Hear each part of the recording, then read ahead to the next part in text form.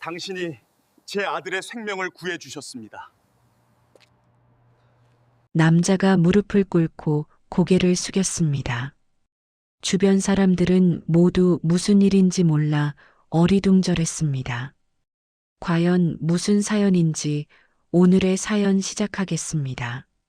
좋아요, 구독으로 응원해주세요. 새벽 4시 30분. 아직 어둠이 짙게 깔려있는 시간이다. 서울의 한 시장은 이미 움직이고 있었다. 상인들의 발걸음이 재빠르고 손수레가 바닥을 긁는 소리가 이리저리 울린다. 그 소음 속에서 한 청년이 검은색 조끼를 입고 빗자루를 들고 있었다. 주상우, 나이 27. 그의 얼굴은 피곤했다. 하지만 피곤함보다는 무언가 간절함이 더 묻어났다. 빗자루를 쥔 손에도 거울처럼 반사되는 도로를 닦는 정성에도 그 마음이 담겨 있었다. 상우는 새벽 시장에서 청소 일을 한 지 벌써 3년이 되었다. 월급은 적었지만 일을 시작하고 마치는 시간만큼은 정확했다. 시장의 다른 알바생들은 종종 늦게 나타나곤 했지만 상우는 늘 정시에 도착했다. 마치 그것이 자신의 약속이자 규칙인 것처럼. 왜 이렇게까지 성실했을까? 상우의 마음속 깊은 곳에는 어린 시절의 기억이 자리 잡고 있었다. 비행기 사고. 그 끔찍한 순간에 자신을 구해낸 항공정비사들의 모습. 그들의 손길이 상우의 생명을 건졌고 그 경험이 상우의 꿈이 되었다. 언젠가는 나도 누군가를 구하는 사람이 되고 싶다. 그 꿈 하나로 상우는 지금까지 살아왔다. 새벽 시장 일을 하면서도 틈틈이 항공정비 관련 공부를 했다. 어렵고 복잡한 기술이었지만 상우는 멈추지 않았다. 친구들이 놀러 다닐 때도 편하게 쉴 때도 자신의 꿈을 위해 시간을 썼다. 오늘은 특별한 날이었다. 마침내 꿈꾸던 항공사의 면접 시험을 본다는 날이었다. 이것이 상우의 마지막 기회라고 여겼다. 나이도 점점 먹고 있었고 경력도 없는 몸이었다. 이번 면접에 합격하지 못하면 어떻게 될지 몰랐다. 그렇기에 오늘 아침은 더욱 서둘렀다. 새벽 5시. 상우는 시장의 구석구석을 손빠르게 청소했다. 시장 경비원인 백윤식 아저씨는 상우의 바쁜 모습을 지켜보고 있었다. 윤식 아저씨는 상우의 아버지와 나이가 비슷했다. 가난하지만 성실한 이 청년을 마음에 품고 있는 사람이었다. 상우야, 오늘 면접이지? 청소를 하던 상우의 손이 멈췄다. 잠깐 고개를 들고 윤식 아저씨를 바라봤다. 네, 아저씨. 오늘 오전 10시에 있습니다. 상우는 짧게 대답하고 다시 일에 집중했다. 정신없이 쓸었다. 청소기로 먼지를 밀었다. 물로 바닥을 헹굼질했다. 그의 동작은 기계처럼 정확했지만 마음은 옷깃을 쓸어 올리고 있었다. 너 꼭 붙어야 된다. 알겠냐? 윤식 아저씨가 다시 말을 건넸다. 알겠습니다, 아저씨. 상우의 목소리에는 감정이 별로 없었다. 이미 수없이 자신을 다독인 상태였다. 성공할 거라고 믿으면서도 한편으로는 두렵기도 했다. 하지만 그런 마음을 밖으로 드러낼 여유는 없었다. 일을 마쳐야 했다. 새벽 6시 40분. 상우는 마지막 구역을 청소하고 있었다. 시장의 한 모서리, 채소 파는 아주머니들이 일찍 나올 때쯤 청소를 마치는 것이 원칙이었다. 상우는 그 원칙을 절대 어긴 적이 없었다. 바쁜 발걸음으로 걸어가던 그 순간이었다. 작은 울음소리가 들렸다. 처음엔 시장의 소음 속에 묻혀 있었다. 하지만 상우의 귀는 그 울음에 반응했다.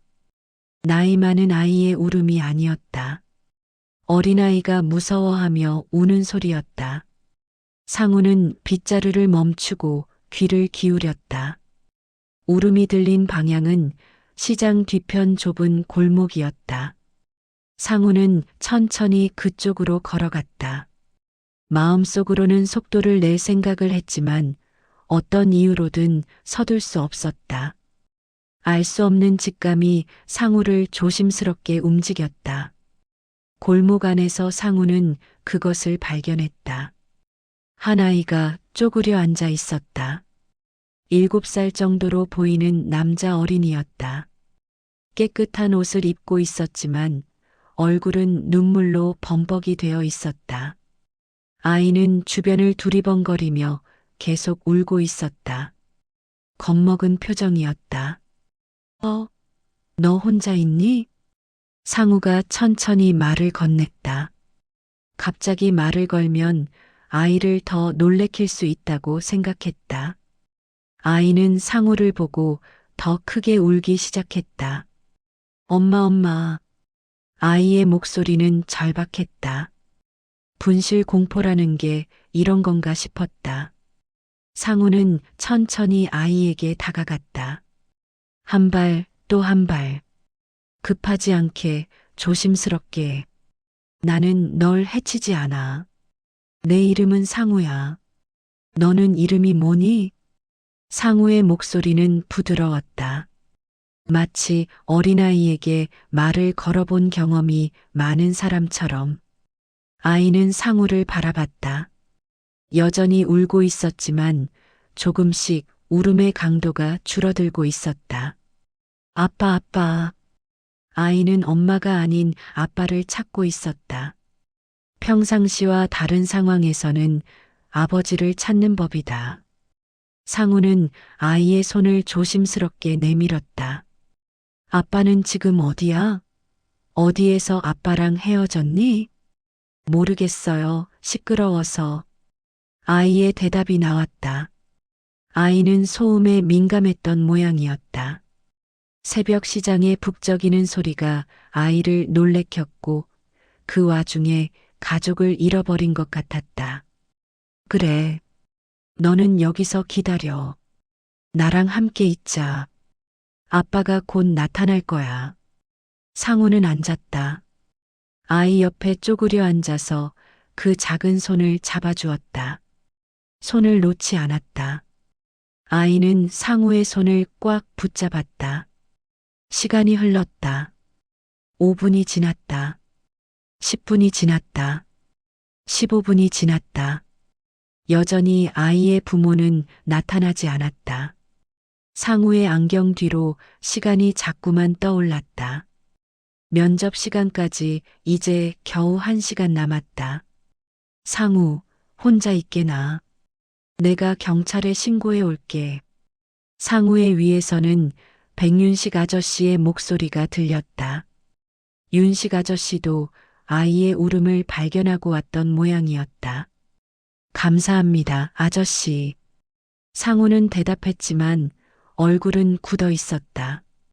경찰이 올 때까지 얼마나 더 기다려야 할까?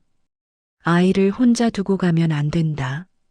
아이는 상우의 손을 놓지 않으려고 했다. 형, 가지 마. 아이의 목소리가 작아졌다. 상우의 가슴이 철렁했다. 하지만 그는 아이에게 미소를 지어 보였다. 형은 여기 있어. 계속 여기 있단다. 걱정하지 말고 형이랑 함께 있자. 시간은 멈춰 있지 않았다. 계속 흘렀다. 경찰이 올 때까지는 최소 25분에서 30분은 더 걸릴 거였다. 아이는 상우에게 기대어 앉았다. 울음이 그쳤지만 아직 가슴은 들썩거리고 있었다. 새벽 7시 15분. 상우는 결정을 내렸다. 경찰을 기다리지 않고 직접 아이를 안고 경찰서로 가기로 했다. 아이는 상우를 따라 일어났다. 손을 놓지 않았다. 형이 데려갈게. 괜찮아? 네. 아이는 작은 목소리로 대답했다. 상우는 아이를 안아 올렸다. 무게는 그리 무겁지 않았다. 하지만 마음의 무게는 컸다. 시장 밖으로 나갔다. 걸음을 재빨리 했다. 아이의 부모를 찾으면서도 면접 시간을 맞춰야 한다는 생각이 자꾸 들었다. 경찰서에 도착했을 때 시간은 7시 40분이었다. 상우는 아이를 경찰관에게 인계했다. 아이는 상우를 보며 또다시 울음을 터뜨렸다. 형을 찾아야 돼요. 아이의 울음을 뒤로하고 상우는 서둘렀다. 시험장까지 택시를 탔다. 시내는 이미 출근 시간이 되어 있었다. 차가 밀렸다. 상우는 계속 시계를 확인했다. 8시 10분, 8시 20분, 8시 30분. 여전히 차는 밀려 있었다. 상우의 손은 떨렸다. 이것이 자신의 인생을 결정할 순간이었다. 이 순간을 얼마나 준비했는가, 얼마나 애를 썼는가. 그런데 낯선 아이를 도와주다가 이 지경이 되다니. 후회? 그런 감정도 생각할 틈이 없었다. 상우는 자신의 행동이 옳았다는 것을 알고 있었다. 아이를 모르는 척할 수는 없었던 것이다. 그것이 상우의 성품이었다. 누군가가 도움을 청할 때 외면할 수 없는 그런 성품. 8시 50분. 상우는 택시에서 내렸다. 시험장까지 거리가 남아 있었다. 뛰어갔다. 전력을 다해서 숨을 헐떡이며 시험장의 건물에 도착했다. 시계를 확인했다. 9시 15분. 5분이 늦었다. 겨우 5분이 늦은 것이었다. 하지만 그 5분이 얼마나 중요한지는 이미 다 알고 있었다. 상우는 깊게 숨을 쉬고 문을 열고 들어갔다. 면접 대기실은 이미 다른 지원자들로 가득 차 있었다. 상우는 자신의 차례가 어떻게 되었는지 물어봤다. 직원은 간단히 대답했다. 면접관님께서 기다리고 계십니다. 상우는 면접실로 향했다. 문을 열고 들어갔을 때 3명의 면접관이 상우를 바라봤다. 그들의 표정은 이미 판단이 서 있다는 듯했다. 가운데에 앉은 중년의 여성이 입을 열었다. 오지연 면접관이었다. 그녀는 항공정비 분야에서 20년 이상 경력을 쌓은 원칙주의자였다. 규칙이란 규칙은 절대 타협하지 않는 그런 사람이었다. 지원자 주상우님, 시간을 지키지 못하셨네요. 그녀의 목소리는 차가웠다. 죄송합니다. 제가 늦은 이유가. 상우가 설명을 시작했다. 길 잃은 아이를 도와줬다는 것을, 경찰서에 데려다 줬다는 것을, 모든 상황을 있는 그대로 말했다. 오지연은 상우의 말을 듣고 있었지만 표정은 변하지 않았다. 상우가 말을 마치자 그녀는 천천히 입을 열었다. 아무리 미안한 이유가 있어도 항공정비사에게 시간 준수는 생명과 같습니다. 하나의 실수, 하나의 늦은 시간이 항공기 사고로 이어질 수 있습니다. 따라서 그녀는 잠시 멈췄다. 하지만 결론은 이미 정해진 것처럼 보였다. 불합격입니다. 그 말이 울렸다. 상우의 귀에는 마치 벼락이 떨어지는 것처럼 들렸다. 3년을 준비했다. 밤낮 없이 공부했다. 이 순간을 위해 모든 걸 바쳤다. 그런데 5분 때문에. 그럼에도 불구하고 상우는 이의를 제기하지 않았다. 규칙은 규칙이었고 그가 늦은 것도 사실이었다. 비록 그 이유가 선의에서 비롯된 것이었지만 상우는 고개를 숙이고 미안하다고 절을 했다. 그리고 천천히 일어서서 시험실을 나갔다. 시험실 밖 상우는 한 발 또 한 발 걸어갔다. 걸음은 무거웠다. 마음도 무거웠다. 억울함과 무력감이 교차했다. 아이를 도와주지 않았으면 지금쯤 합격 통지를 받고 있었을 거 아닌가 하는 생각이 들었다. 아니다. 그런 생각은 하지 말자. 한 생명을 외면하는 것보다 이 시험이 더 중요할 수는 없다. 상우는 그렇게 자신을 다독였다. 그 순간이었다. 사이렌 소리가 났다. 고급 검은색 차량 서너 대가 시험장 앞으로 빠르게 진입했다. 사람들의 시선이 그쪽으로 쏠렸다. 상우도 멈춰서 바라봤다. 차에서 내린 이는 한 명의 남성이었다. 나이는 50 안팎으로 보였다. 회색이 섞인 머리, 날카로운 눈빛. 하지만 지금 그의 표정은 긴장되어 있었다. 그것도 유명한 항공사의 회장처럼 보이는 인물이 왜 이런 곳에 있고 또 왜 이런 표정을 하고 있을까?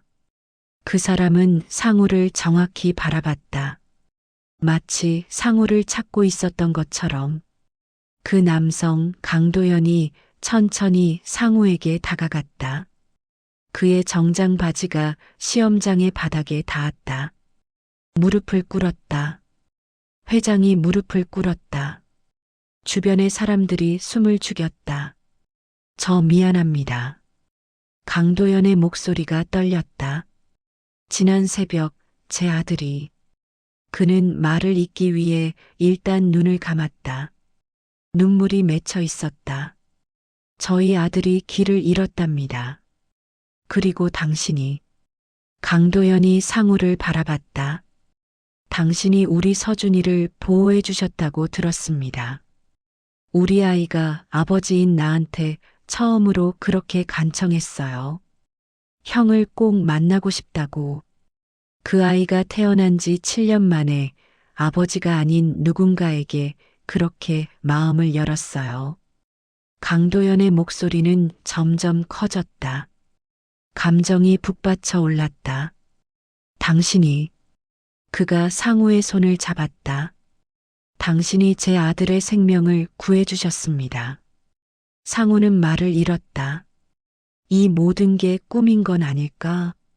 새벽 시장에서 만난 그 작은 아이가 이 사람의 아들이었단 말인가? 그 순간 시험장 문이 다시 열렸다. 오지연 면접관과 다른 면접관들이 밖으로 나갔다. 그들도 무릎을 꿇은 회장을 보고 놀랐다. 오지연은 상우를 바라봤다. 순간 그녀의 얼굴이 변했다. 자신이 뭔가 놓친 게 있다는 것을 깨달은 듯했다. 강도연은 계속했다. 저는 회사에서 아주 많은 사람들을 관리합니다. 어떤 사람이 정말 중요한 사람인지 판단하는 것이 제 직업입니다. 그리고 당신은. 그가 상우를 깊이 있게 바라봤다. 당신은 어떤 규칙보다 인간의 생명을 먼저 생각할 수 있는 사람입니다. 그런 사람이야말로 우리 항공사에 정말 필요한 사람입니다. 상우의 눈가에 눈물이 맺혔다. 저는 당신에게 이렇게 간청하고 싶습니다. 제 회사에 와주세요. 어떤 조건이든 맞춰드리겠습니다. 급여도 직급도 모든 것을요. 강도연은 상우의 손을 놓지 않고 있었다. 아이를 구한 것만으로도 고맙습니다. 하지만 제 아들이 처음으로 누군가를 신뢰했다는 것, 그것이 더욱더 감사합니다. 그의 목소리가 마지막 문장에서 끊겼다. 상우는 몸을 움직였다. 강도연을 일으켜 세웠다. 회장을 안아줬다. 두 사람 모두 눈물을 흘렸다. 아이가 괜찮은지 다시 한번 확인할 수 있을까요? 상우가 먼저 입을 열었다. 당연합니다. 강도연이 대답했다. 곁에 있던 비서가 휴대폰을 꺼냈다. 화상 통화가 연결되었다. 화면에는 병원의 한 병실이 보였다. 그리고 작은 아이가 침대에 앉아 있었다. 형? 아이의 목소리가 화면을 통해 나왔다. 서준아. 형이야. 안녕? 상우의 목소리는 따뜻했다. 형? 정말 형이야. 아이는 화면 쪽으로 자신의 손을 내밀었다. 마치 상우의 손을 다시 잡을 수 있을 것처럼. 그 광경을 보던 시험장의 직원들도 눈물을 흘렸다. 오지연 면접관도 서 있었다. 그녀는 상우를 다시 바라봤다. 이번에는 다른 표정이었다. 뭔가를 깨달은 듯한. 강도연은 상우의 어깨에 손을 올렸다. 우리 함께 갈까요? 우리 서준이가 당신을 기다리고 있어요. 네, 사장님. 상우는 고개를 끄덕였다. 새벽 시장 경비원 백윤식은 이 모든 것을 멀리서 지켜봤다. 그는 알고 있었다. 상우라는 청년이 어떤 사람인지, 어떤 마음을 가지고 있는지, 그의 선의가 어떻게 나타날지도. 윤식은 말없이 웃었다. 그것은 오래된 나이대의 사람이 젊은이의 성장을 보며 짓는 그런 웃음이었다. 시간은 결코 선의를 배반하지 않는다는 것을 알고 있는 사람만이 지을 수 있는 그런 미소였다. 상우의 인생이 바뀌었다. 새벽 시장의 청소 알바생이었던 상우는 이제 그 이상이 되었다. 한국의 최고 항공사에 입사하게 되었던 것이다. 하지만 더욱 중요한 것은 직책이나 급여가 아니었다. 상우는 알게 되었다. 자신의 작은 선의가 얼마나 큰 변화를 일으킬 수 있는지, 한 아이의 손을 잡아줬던 그 간단한 행동이 얼마나 많은 사람의 삶을 변화시킬 수 있는지. 강도연도 배웠다. 회장이라는 지위도, 많은 돈도, 큰 권력도 자신의 아들이 보여준 신뢰와는 비교할 수 없다는 것을. 서준이는 치유되었다. 그의 불안정함은 상우라는 따뜻한 형을 통해 조금씩 사라지기 시작했다. 오지연 면접관은 생각했다. 자신이 규칙만 중시하고 인간을 보지 못했던 것은 아닌지. 시간이 중요하긴 하지만 때로는 그보다 더 중요한 것이 있을 수 있다는 것을. 그리고 시장 경비원 백윤식은 계속했다. 매일 새벽에 나와서 시장의 안전을 지키면서 때로는 어린 청년들의 스승처럼. 시간은 흘렀지만 그의 따뜻함은 변하지 않았다. 이 이야기는 거기서 끝나지 않는다. 상우가 항공사에 입사한 지 6개월 뒤, 상우는 항공정비 교육을 마쳤고 실제로 항공기 정비팀에 배치되었다. 그의 손은 비행기의 중요한 부품들을 다루고 있었다. 그의 꿈은 현실이 되어 있었다. 어린 시절 비행기 사고에서 구조된 후부터 꿈꿔오던 일을. 그때의 정비사들처럼 이제 상우도 누군가의 생명을 지키는 일을 하고 있었다. 어느 날 아침 강도연 회장이 항공정비 현장을 방문했다. 이건 이상한 일이 아니었다. 어쨌든 그는 회장이었으니까. 하지만 모든 직원들은 그가 누구를 찾고 있는지 알고 있었다. 상우를 만난 강도연은 환하게 웃었다. 상우, 잘 지내고 있지? 네, 사장님. 감사합니다. 상우의 대답은 늘 감사로 가득 차 있었다. 우리 서준이가 너를 보고 싶대. 이번 주말 우리 집에 와줄래? 강도연의 물음이었다. 기꺼이 가겠습니다. 상우는 대답했다. 주말, 상우는 강도연의 집을 방문했다. 그곳은 매우 고급스러운 저택이었다. 하지만 상우가 보았던 것은 그 저택의 화려함이 아니었다.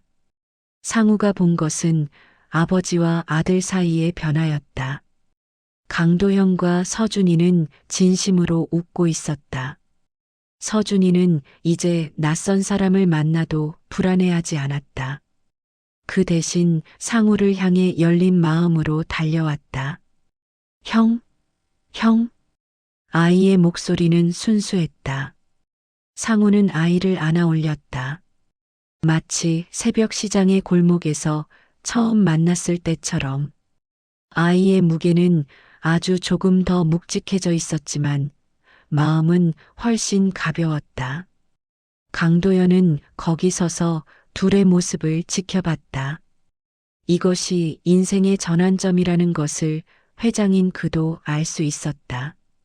한 청년의 따뜻한 손길이 가족 전체를 어떻게 변화시켰는지를. 저녁 식사는 조용했지만 따뜻했다.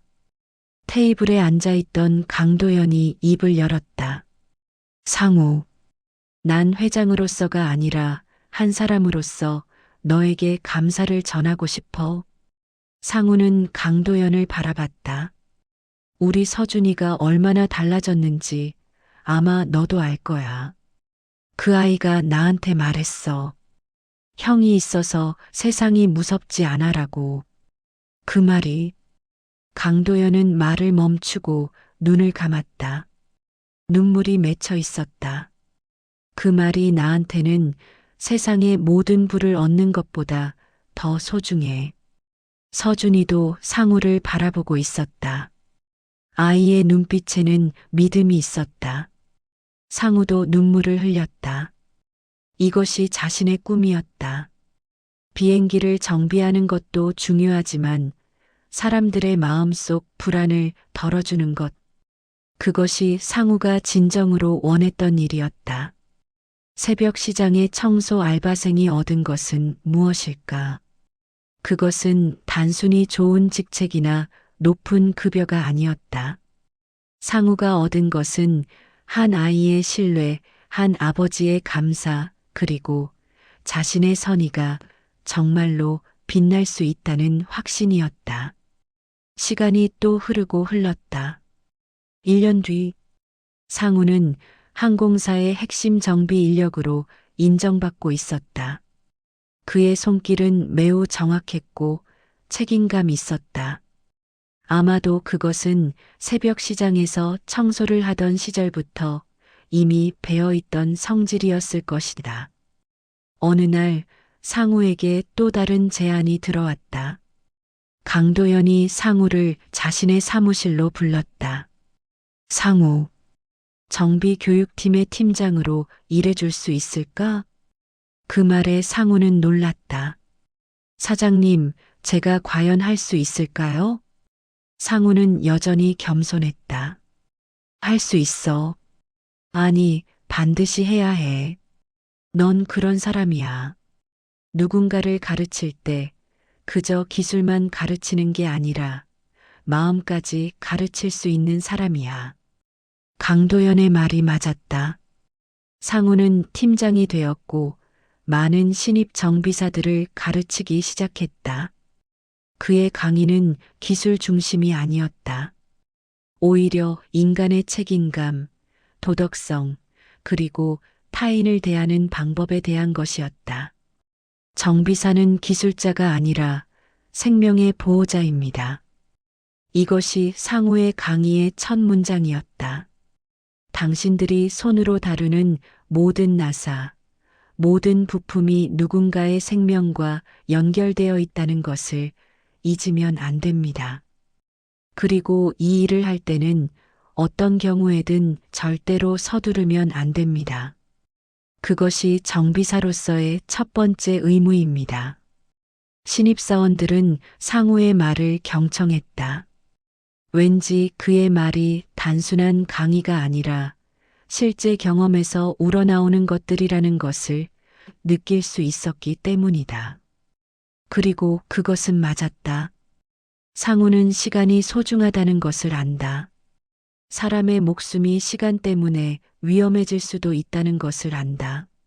하지만 동시에 때로는 시간보다 더 소중한 것이 있다는 것도 안다.